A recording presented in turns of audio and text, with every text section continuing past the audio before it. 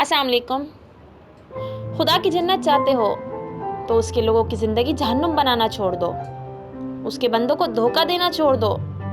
पर अफसोस, यहाँ हर कोई एक दूसरे को धोखा देने के बाद बहुत सुकून में रहता है, पर उन्हें इल्म नहीं होता कि अल्लाह की लाठी बेआवाज़ है जो एक न एक दिन ज़रूर बदला लेगी।